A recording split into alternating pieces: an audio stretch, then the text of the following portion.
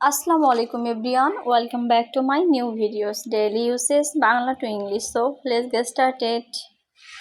রাতের খাবার রান্না করো, কুক ডিনার। ডিনার মানে হচ্ছে রাতের খাবার, কুক ডিনার, রাতের খাবার রান্না করো। সকালে তাড়াতাড়ি ওঠো, wake up early in the morning. In the morning হচ্ছে সকালে, ওয়েক আপ আর্লি মানে তাড়াতাড়ি ওঠো, সকালে তাড়াতাড়ি ওঠো। সকালের খাবার খাও, ইট ব্রেকফাস্ট। ব্রেকফাস্ট মানে সকালের খাবার। কাজে যাও, go to work. Go to work মানে কাজে যাও। ওয়ার্ক মানে কাজ, আর গো টু বলতে যাওয়া বোঝায়।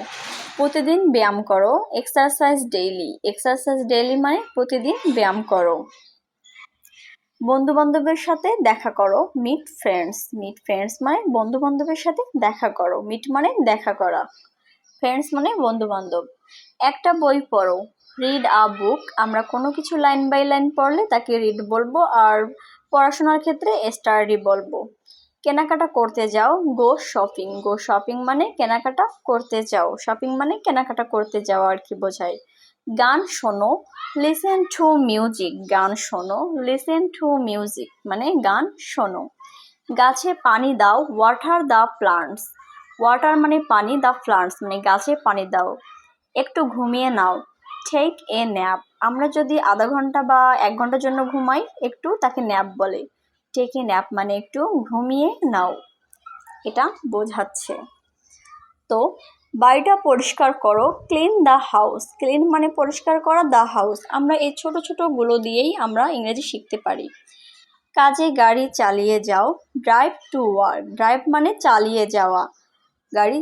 একজন বন্ধুকে মেসেজ করো, টেক্সট বা মেসেজ আ ফ্রেন্ড মানে একজন বন্ধুকে মেসেজ করো। জিমে যাও, গো টু জিম। জিমে যাও, গো টু জিম। কিছু নতুন শিখুন বা নতুন কিছু শিখুন, লার্ন সামথিং নিউ। সামথিং মানে কিছু, নিউ নতুন, লার্ন সামথিং নিউ। জাদুঘর দেখতে যাও, ভিজিট এ মিউজিয়াম। আমরা কোনো কিছু যখন একটা জায়গা যাই সেটাকে পরিদর্শন বা ভিজিট বলে।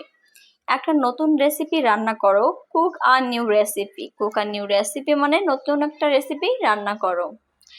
একটা ক্লাসে অংশ নাও, অ্যাটেন্ড আ ক্লাস মানে একটা ক্লাসে অংশ নাও। হেঁটে নাও, টেক এ ওয়াক মানে হেঁটে নাও, টেক এ ওয়াক। বাড়িতে চেয়ারটা ঠিক করো, fix the chair at home মানে আমরা একটা জায়গায় চেয়ারটা বসাবো মানে ফিক্স করে রাখবো, fix the chair at home.